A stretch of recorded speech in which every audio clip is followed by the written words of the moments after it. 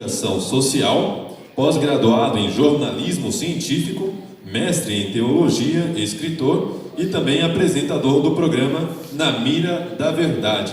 Queria convidar o professor Leandro Quadras.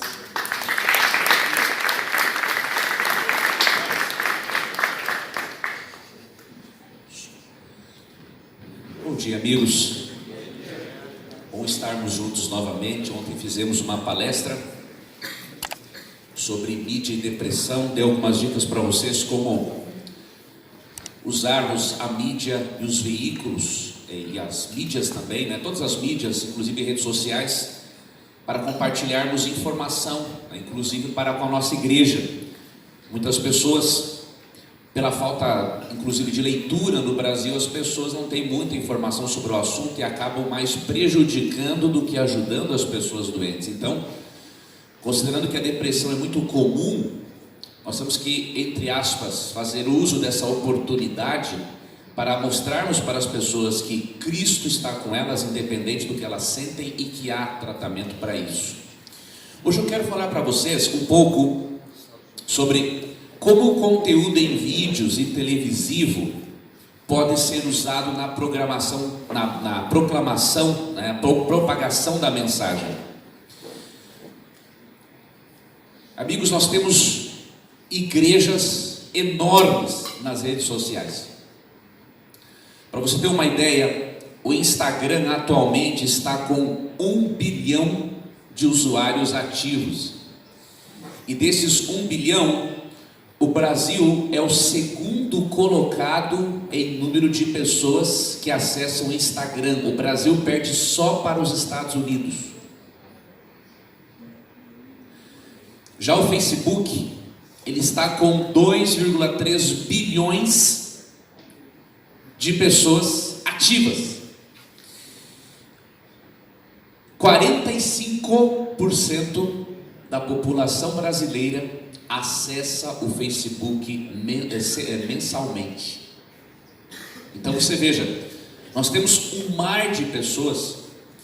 E nós sabemos que, ao mesmo tempo, o veículo de comunicação em si, ele não é mau. Um veículo de comunicação, ou uma mídia, ou uma rede social, pode ser usada para o diabo, ou pode ser usada para promovermos os interesses de Deus. Considerando que nós temos igrejas monstruosas, em Instagram, Facebook, televisão, rádio, você e eu precisamos utilizarmos esses veículos para mostrarmos para as pessoas que elas podem ter qualidade de vida em Cristo, e temos que utilizar esses veículos para mostrarmos para as pessoas que a Bíblia, ela é relevante para a vida delas. 3 João 2 diz que Deus deseja que nós tenhamos prosperidade, saúde em tudo, saúde e prosperidade também na alma. Ou seja, a Bíblia se preocupa com todos os aspectos do ser. E se você se utiliza desses veículos, dessas mídias, para poder mostrar a relevância da Bíblia para o homem pós-moderno, pode ter certeza que você vai fazer uma diferença enorme na vida das pessoas.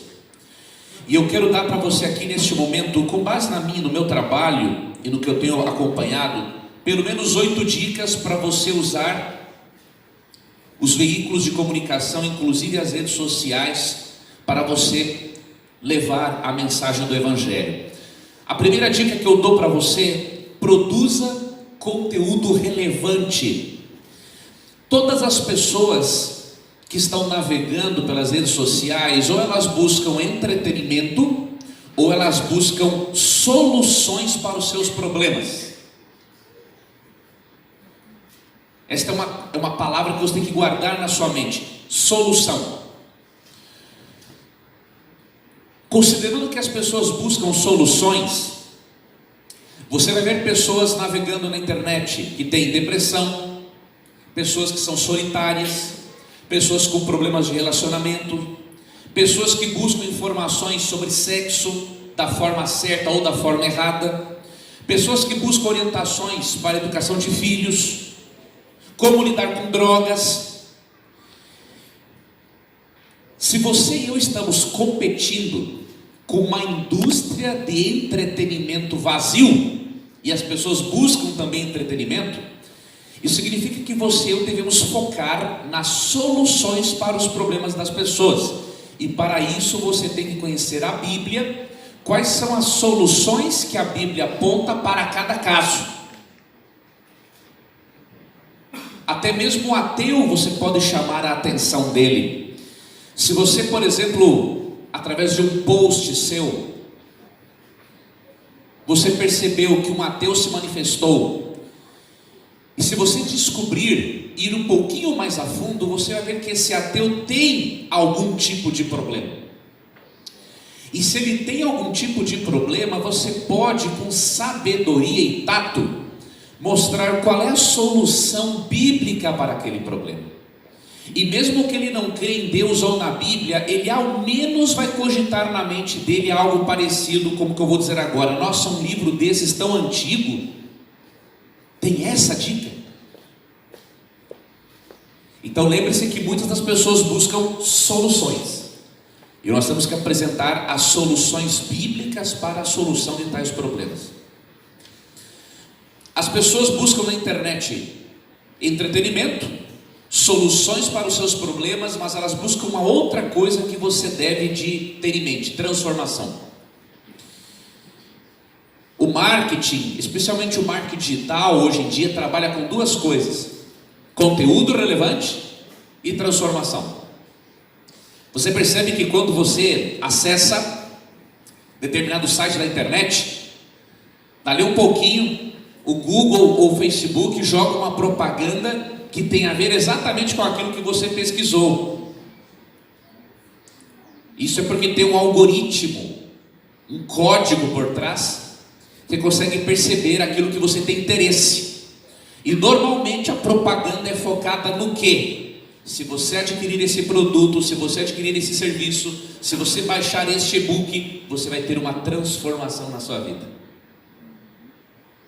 E eu pergunto uma coisa, amigos: existem pessoas com mais know-how para mostrar que há transformação do que um cristão adventista, sétimo dia?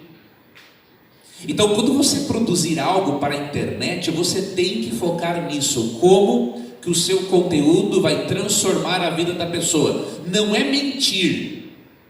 Inclusive os profissionais, os principais profissionais da área do marketing digital dizem: um dos segredos do sucesso no marketing digital é a integridade.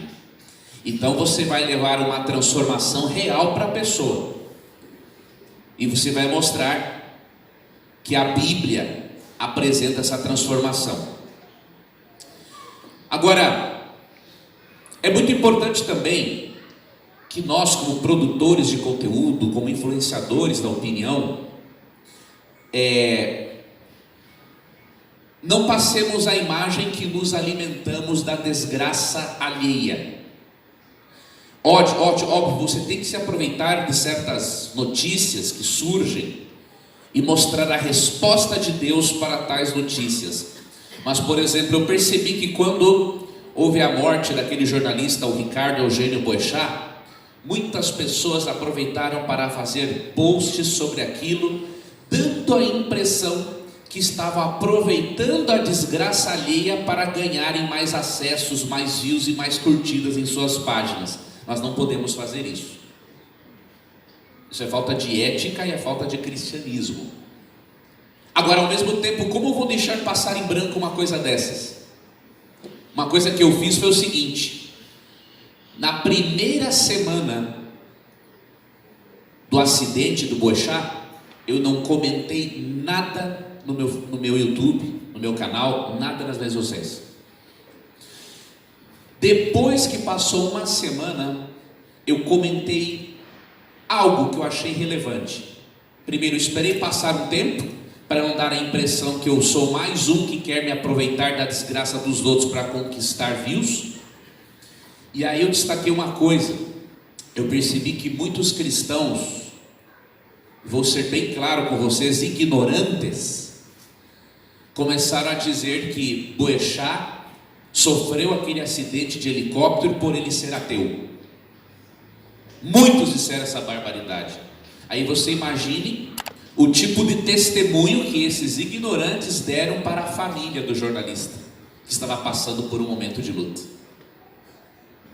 Então eu aproveitei, passou aquele boom, mas vi essa série de comentários e dei uma resposta devida sobre esse assunto.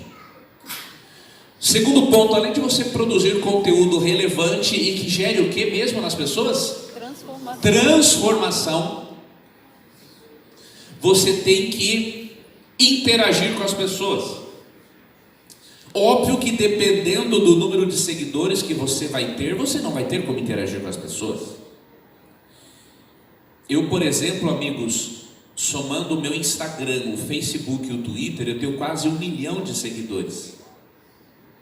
Isso é um bom número para o nível religioso, mas no geral não. Por exemplo, qualquer canal de criança que você pegar no YouTube tem 5, 6 milhões de seguidores, um canal apenas. Mas no meio religioso é um número interessante, então você não tem como interagir com todo mundo. Mas se você faz um trabalho de forma mais local, você está numa igreja, você será um pastor ou será um obreiro bíblico, um instrutor. Você tendo um número menor de pessoas, você tem que aproveitar para interagir com essas pessoas. Por quê? Você vai ali ser uma espécie de um pastor digital. Mas eu não recomendo que você permita que isso ocupe muito do seu tempo, porque a principal função de um pastor, na minha opinião, é produzir sermões relevantes para a sua congregação. Agora, se você utilizar devidamente a rede social, você vai perceber uma série de problemas da humanidade e você vai poder, com base nesses problemas, trabalhar os seus sermões, para apresentar soluções, inclusive nos seus sermões. Então, lembre-se que uma pessoa, quando está na rede social, ela está muitas vezes se sentindo sozinha. Então você pode, entre aspas, ouvi-la, deixar que ela desabafe, aconselhar brevemente com a Bíblia. Você deve aproveitar e oferecer um curso bíblico. Então, por exemplo, a Rede Novo Tempo tem cursos bíblicos gratuitos que manda para o Brasil inteiro. Você pode levar a pessoa a uma página de inscrição de estudo bíblico. E você pode também aproveitar para encaminhar a pessoa para uma de nossas igrejas. Tem o site Encontre uma Igreja. Quando você perceber certos problemas emocionais avançados, lembre-se do que eu falei ontem, nós não devemos nos portarmos como médicos. Encaminhe a pessoa para um profissional, oriente a buscar psicoterapia, não é? Você pode ser uma ponte com a sua rede social entre a pessoa e a Novo Tempo, entre a pessoa e a igreja, entre a pessoa e um bom profissional cristão da área da psicologia. Terceira dica que eu dou para você: vigie as suas redes. Por que você tem que vigiá-las? Sempre tem pessoas que colocam nos seus posts comentários que depõem contra o conteúdo que você está divulgando. É muito comum, né, quando eu posto alguma coisa, aparecer um crítico ou aparecer um ateu que enche você xinga você com um monte de palavrões e fala mal do seu conteúdo. Muitas vezes ele nem leu, mas ele já fala mal, e isso depõe contra o seu conteúdo. Então você tem que estar atento a isso. Você precisa ocultar aquele comentário negativo, e tem como fazer isso, ou você tem que deletá-lo, porque é uma propaganda negativa contra o conteúdo que você está promovendo. E as pessoas dão muita atenção aos comentários. Uma vez, o que aconteceu, amigos? No meu canal no YouTube, eu comecei a produzir algumas coisas para refutar testemunhas de Jeová. E um grupo de mais ou menos umas 12, 13 pessoas, apologetas jeovistas, começaram a entrar no meu canal e a postar um monte de coisa depondo contra o meu conteúdo, para levar as pessoas para a página deles. Se eu não vigiasse, eu tinha permitido que o meu canal se tornasse um veículo, se tornasse uma ponte entre o meu telespectador internauta e as testemunhas de Jeová. Então, vigiando, eu dei uma oportunidade para essas pessoas pararem com isso. Como elas não pararam, eu as excluí todas ali da minha rede social. Então você tem que vigiar a sua rede social. Quarta dica que eu dou para você: tenha parceiros. Tem uma frase, um pensamento que diz assim: se você quiser ir mais rápido, vá sozinho, mas se você quiser ir mais longe, vá acompanhado. Eu não teria como fazer todo o trabalho nas minhas redes sociais sozinho, isso é impossível. Então eu tenho um parceiro digital. O nome dele se chama Nelson Vaziuk. O Nelson é argentino, apresenta comigo o programa En la Mira de la Verdad, na versão hispana, né? E ele é um gestor das minhas redes sociais. Então o que acontece? Ele produz as imagens, ele entende de artes. Outra coisa, quando ele grava comigo os vídeos com iluminação adequada. Hoje não precisa, você com um simples celular você pode fazer, mas nós escolhemos fazer assim. Outra coisa, quando ele posta um vídeo, ele trabalha as tags. Não é, amigos, postar algo no YouTube não é só postar lá e tá bom. Ah, vou postar e as pessoas vão ver. Não. Tem uma ciência por trás.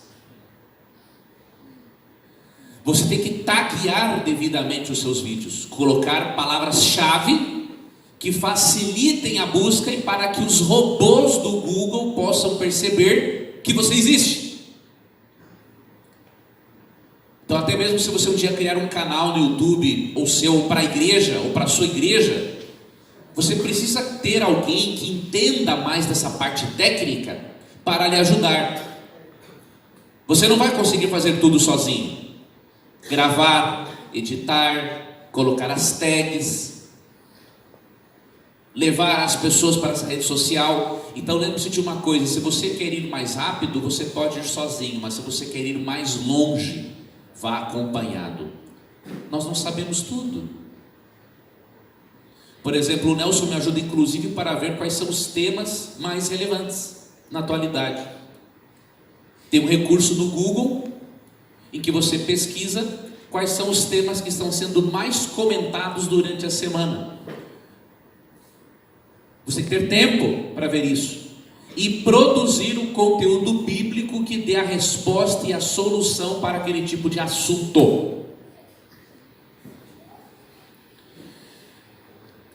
Quinto ponto: use linguagem adequada. Você não pode usar o adventistês na sua comunicação. Nem nos seus sermões você deveria fazer isso, porque você tem na sua igreja pessoas de outras igrejas ou pessoas que não têm religião nenhuma. Então nós temos que mudar usar uma linguagem que seja compreensível para todos. Uma coisa que eu aprendi na faculdade, eu lembro muito bem um conceito de comunicação. Comunicação não é o que você diz, é o que o outro entende o que você disse. Então, por exemplo, o que adianta você escrever na rede social: ó, a pena inspirada disse isso? As pessoas vão pensar: é uma pena da galinha, uma pena do pavão, do ganso. Você não vai dizer isso.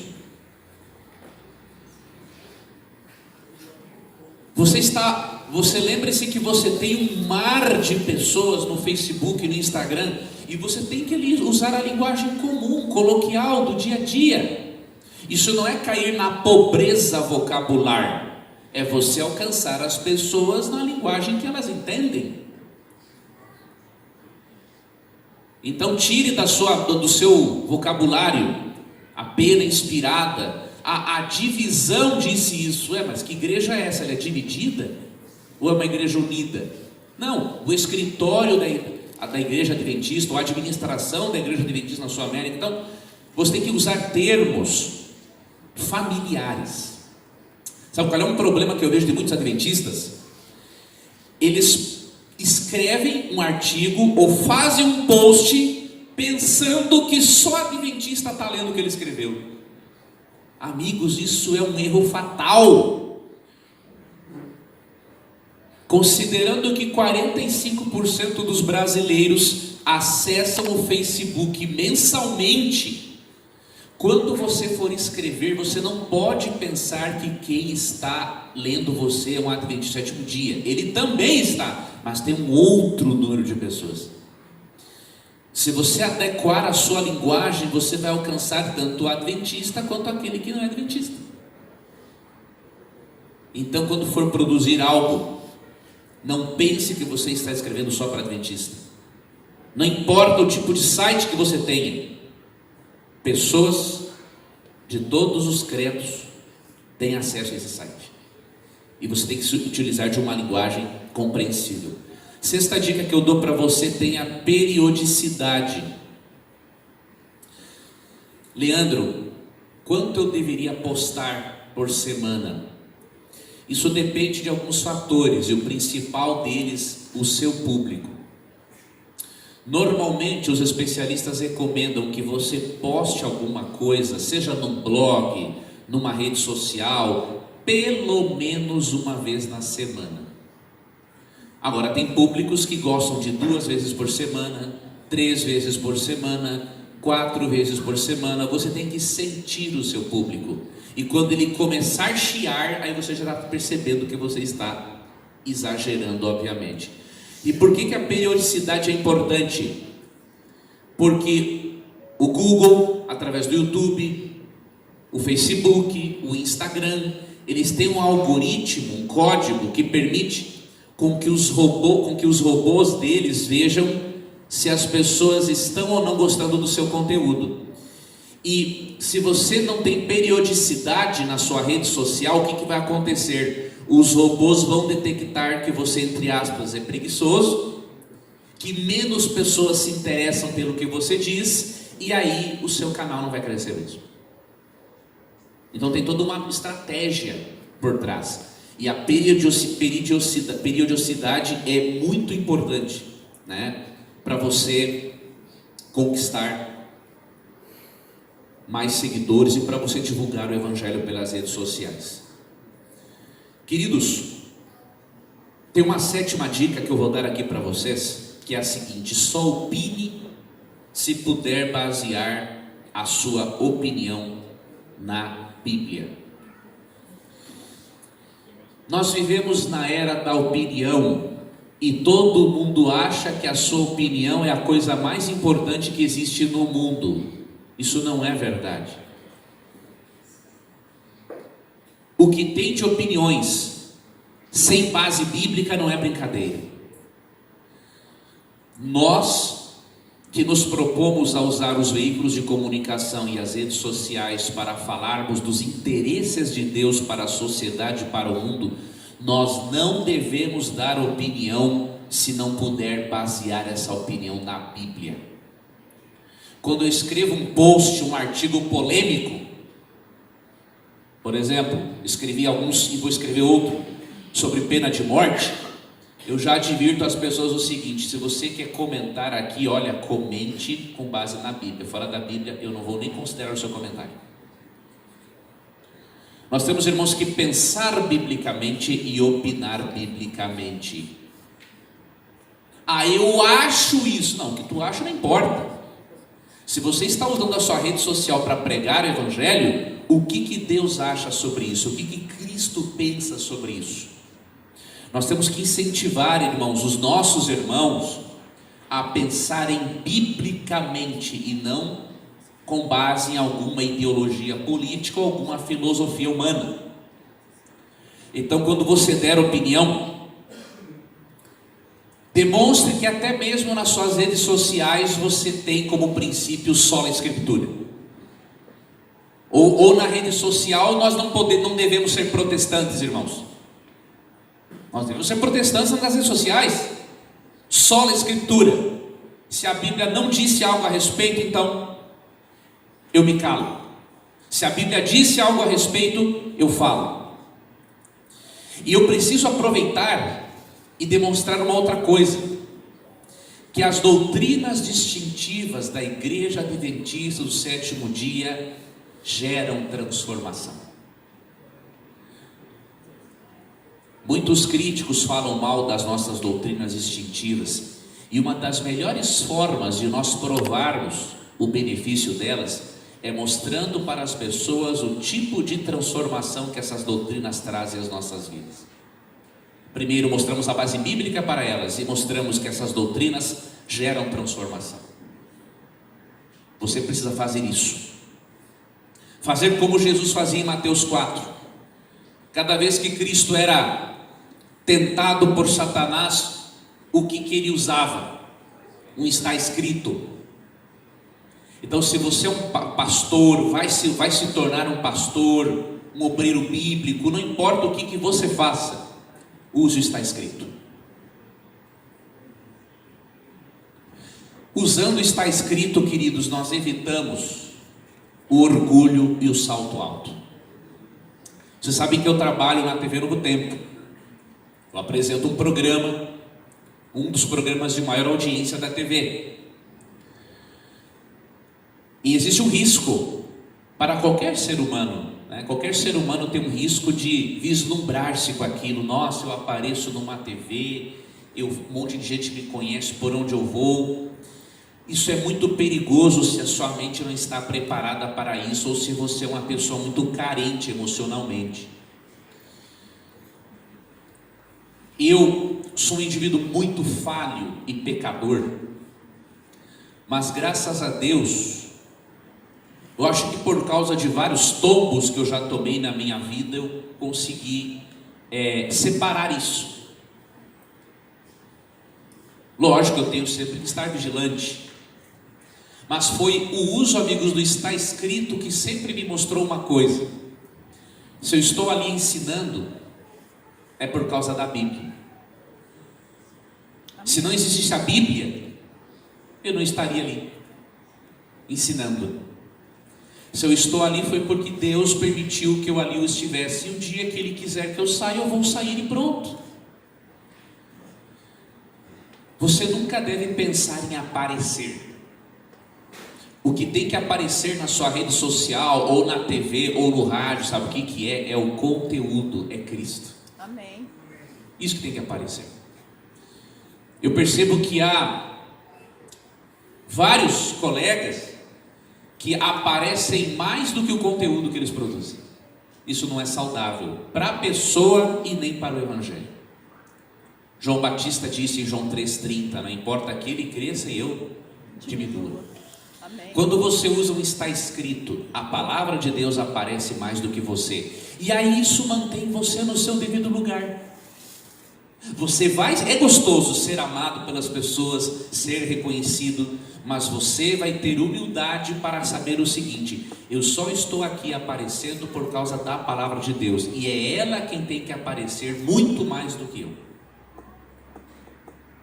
Você tendo isso em mente, você estará preparado para levar o Evangelho para as pessoas pela rede social. Você vai estar preparado para lidar, entre aspas, com a fama. Se você um dia trabalhar na TV Novo Tempo ou em outro veículo de comunicação, lembre-se sempre disso: quem mais tem que aparecer é o conteúdo bíblico que você produz e não você mesmo. Se você tiver essa dependência de aparecer, você vai cair. Vai cair em que sentido? Um dia a igreja pode transferir você para fazer uma outra coisa e você não vive mais sem aquilo. Você não pode pensar assim. Você está a serviço de Deus para pregar o Evangelho, não importa onde você esteja. Seja numa sala de aula, seja como obreiro bíblico, seja na TV, seja no campo como pastor, seja como um pastor departamental, seja na área da educação. Você está ali para exercer o seu dom espiritual em favor do Espírito Santo e para levar pessoas para Cristo. Então nunca, amigos, apareçam mais do que o conteúdo de vocês. O conteúdo tem a primazia. E a oitava dica que eu dou para você: use sempre linguagem sadia nas redes sociais. Eu não sei se você percebe, mas tem muito machão na internet, né? Tem em todo lugar. Quando ele quer discordar de você ou te dizer alguma coisa, ele é aquilo. aquele baita macho, né? Xinga você de todo jeito, só falta ele chamar você para te encontrar na esquina para ele bater em você. Na verdade, esse cara não é homem, né? Um cara que fica se escondendo atrás de uma rede social do computador para dizer o que ele quer dizer, ele não é homem.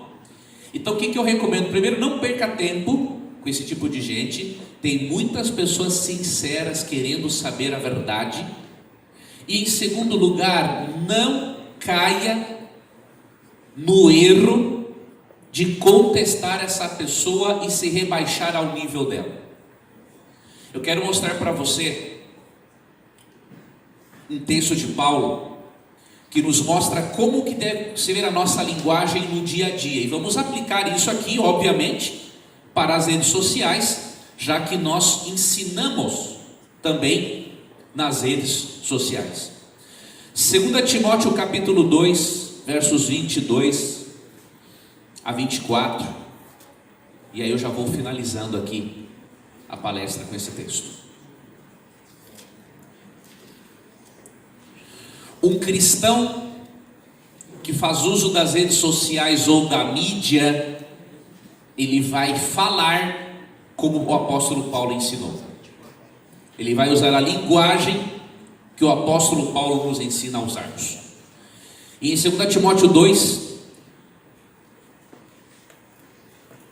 vamos ler na verdade a partir do verso 23, tá? 23 a 26, eu vou ler aqui na Nova Versão Transformadora. Digo mais uma vez, não se envolva em discussões tolas e ignorantes que só servem para gerar brigas. Não tem muita discussão tola e ignorante na internet? E nós nos envolvemos com aquilo, perdemos tempo e não investimos tempo devido para pregar ou para adquirir mais cultura. Então Paulo está dizendo o seguinte, não se envolva em discussões tolas e ignorantes que só servem para gerar brigas.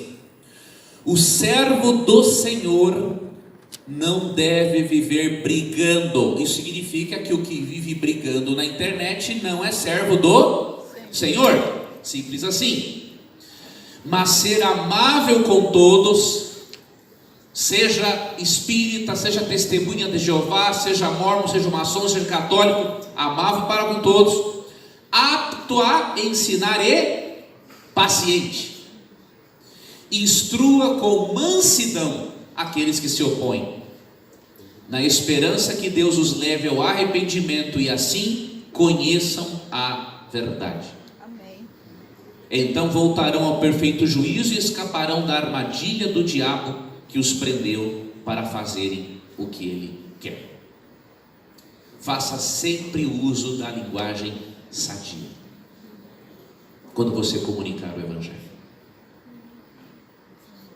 Isso aqui é muito importante. Vou finalizar contando para vocês algo muito importante. Eu queria que vocês levassem isso para o ministério de vocês, porque vocês vão enfrentar desafios no campo de trabalho.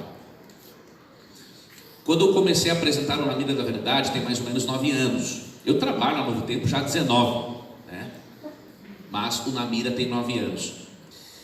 Eu comecei a fazer algo na TV e dou graças a Deus por me dar esse insight. Eu comecei a avaliar o seguinte, queridos: se eu sou um pecador miserável, cheio de defeitos, por mais que as pessoas não tenham a mesma fé do que eu, pelo menos pela criação nós somos filhos de Deus, não pela redenção, mas pelo menos pela criação. E aí eu decidi chamar a todo mundo de irmão. Eu inaugurei isso na TV, nos programas. E eu lembro que logo no início eu comecei a chamar assembleiano de irmãos, católicos de irmãos e até espíritas de irmãos. E eu recebi alguns comentários muito interessantes de alguns irmãos adventistas. Você já pode imaginar, não é? E um deles foi o seguinte: olha o que o cara me escreveu. Que falta de vergonha na cara você chamar um espírita de irmão. E aí eu não me rebaixei ao mesmo nível, mas eu dei uma resposta firme para ele. Eu falei assim: irmão, é o seguinte: eu faço TV para incluir pessoas, aproximá-las da igreja e elas conhecerem a verdade bíblica. E continuarei chamando os espíritas de irmãos. Se você não gosta, não assiste ao programa. Simples. E aí, continuei seguindo essa metodologia. Para vocês terem uma ideia, amigos, uma vez um pastor batista me escreveu. E isso é triste, porque ele falou assim: eu não acredito que eu vi você chamar os evangélicos de irmãos. Eu não consigo acreditar. Me conta, por que você fez isso? Você fez isso porque você está fingindo? Ou você realmente nos considera irmãos em Cristo? Não é triste isso, irmãos? É muito triste. É muito triste o exclusivismo. Nós não precisamos ser exclusivistas para ensinarmos as nossas doutrinas distintivas, irmãos. Nós podemos ensinar e devemos ensinar todas. Várias vezes eu falei na televisão que o papado é a besta do Apocalipse, da união entre igreja e Estado. Falei já que o espiritismo é do diabo. Mas o problema não é o que nós falamos, irmãos, é como nós falamos. Se eu abordo as pessoas com respeito e apresento as verdades distintivas com respeito, não há um porquê, irmãos, de temermos. Nós temos que ensinar tudo aquilo que a palavra de Deus orienta. As 3 mensagens angélicas têm que ser levadas. Agora, eu não preciso ser indelicado para levar as 3 mensagens angélicas. Eu não preciso fazer acepção de pessoas. E graças a Deus, irmãos, hoje nós continuamos, obviamente, sendo considerados uma seita no meio apologético evangélico, mas boa parte desse preconceito já foi quebrado, irmãos, pelo nível de programação da TV Novo Tempo e pela linguagem e abordagem inclusiva que nós usamos. Nós nos colocamos ali, irmãos, nós não somos melhores do que ninguém. Hoje muitos irmãos de outras igrejas, Assembleia de Deus, presbiterianos, batistas, metodistas, eles veem em nós pecadores que têm algo a mais para mostrar para eles que eles não conhecem. Amém. E por isso, irmãos, só o Na Mira da Verdade já matriculou perto de 600.000 alunos. Amém. Só o Na Mira. Não estou falando dos outros programas. Por quê? Nós podemos ensinar tudo aquilo que nós temos que ensinar, porém da forma correta. Da forma correta. Vocês querem ver uma coisa? Vocês não têm um porquê também de temer. Alguns falam para mim assim, alguns amigos: rapaz, você falou na televisão que o papado é a besta do Apocalipse, você é louco. Mas não é esse o problema. O problema é como você fala, e você não precisa ter meu processo. Em 9 anos, eu sofri só 2 ameaças de processo, e não deu em nada. Quer ver uma coisa? Uma vez passou um, e o outro nem passou. Mas eu vou contar para vocês primeiro o que não passou. Alguém no Rio de Janeiro levantou queria me processar o seguinte: olha, ele falou na TV que os Estados Unidos da América será uma das bestas do Apocalipse e o papado também. Aí o Ministério Público nem ligou para isso, mas eu recebi, o advogado da Novo Tempo informou o que eles disseram. Ele disse o seguinte: olha, se alguém tem que reclamar, são os Estados Unidos da América e o papado. Então, é irrelevante o negócio. Então nem chegou para mim o negócio. Então a gente tem que ter bem processo. Agora um chegou até mim, e aí eu tive que ser ouvido na delegacia. Foi o seguinte: uma outra pessoa disse que eu disse que o Chico Xavier é do diabo. Só que jamais eu falaria isso. Eu falo de doutrina, não falo de pessoa. E aí o que aconteceu? No programa eu falei algo totalmente diferente. Primeiro, olha a pergunta capciosa. O cara perguntou assim para mim: o que você acha do Chico Xavier? Pode saber que isso é malandragem. Eu elogiei o que ele tinha de bom, e que realmente, irmãos, foi uma das pessoas mais caridosas do Brasil. né? Seus direitos autorais, praticamente todos, ele deu para os povos. Elogiei a pessoa e falei assim: porém, a doutrina que ele ensina de acordo com a Bíblia não é de Deus. E aí eu li os textos bíblicos contra o espiritismo. E aí, obviamente, como passou isso, eu fui para a delegacia, fui lá, o escrivão, né, me perguntou: olha, você confirma essa acusação feita para você? Eu não confirmo, porque eu disse isso, usei tais textos. O escrivão até perguntou para mim os textos, para ele anotar os textos, né, ali, no relatório dele. Está pregando para o escrivão também. Quem sabe ele queria consultar depois, né? E aí o que aconteceu, irmãos? Olha que curioso. Aí o juiz pede, né, para que seja gravada uma mídia do programa e uma pessoa vai conferir, né, se realmente aquilo aconteceu ou não. E obviamente eles viram o programa, não tinha nada daquilo, não deu em nada. Mas olha o curioso, irmãos. O indivíduo que estava me investigando para ver se eu tinha falado contra a pessoa do Chico Xavier, ele acabou se interessando pelo programa. E ele acabou fazendo uma visita e assistiu na mira ao vivo comigo lá dentro do programa. O cara estava investigando. Então, amigos, não tem medo. Processo. Você tem que ter medo de processo se você fala mal de pessoas. Mas se você aborda as pessoas com carinho e respeito e apresenta o teu ponto de vista, não com linguagem agressiva, mas com linguagem saudável, como Paulo ensinou, não tem problema algum, não tem que ter medo de nada. Até porque, quem é que pediu para você e eu levarmos as 3 mensagens angélicas? Jesus. Foi Jesus, foi o Espírito Santo. Você vai ter medo do quê? Verdade. Quem é que pode fazer mal contra você se Deus está com você? Amém. Se Ele te orientou, te autorizou e ordenou a fazer isso? Amém. Então você não tem que ter medo. Você tem que estar disposto a dar a sua cara a tapa. E finalizo contando mais uma história para vocês, de transformação, irmãos. Tinha um camarada que, para vocês verem o poder da palavra de Deus, por isso que eu quero que vocês tenham isso em mente, usem as redes sociais para levar a palavra de Deus.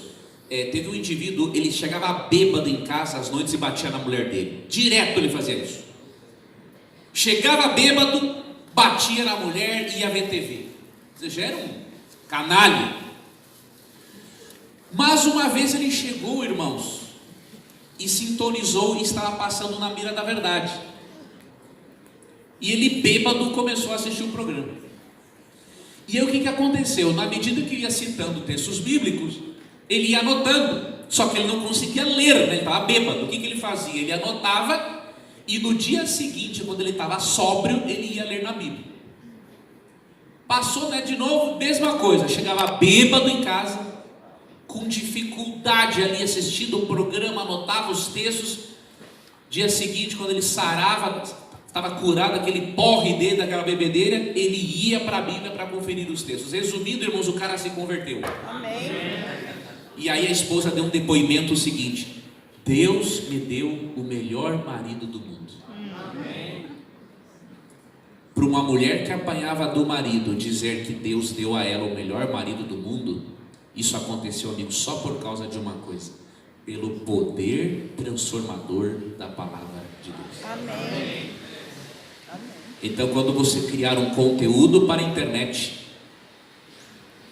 quando você se utilizar de algo em algum veículo de comunicação, use a palavra de Deus para levar o que para a vida das pessoas mesmo? Transformação. É isso que as pessoas estão buscando nas redes sociais. Amém. À tarde nos encontraremos, se Deus quiser, no Na Mira da Verdade. Um abraço a todos vocês.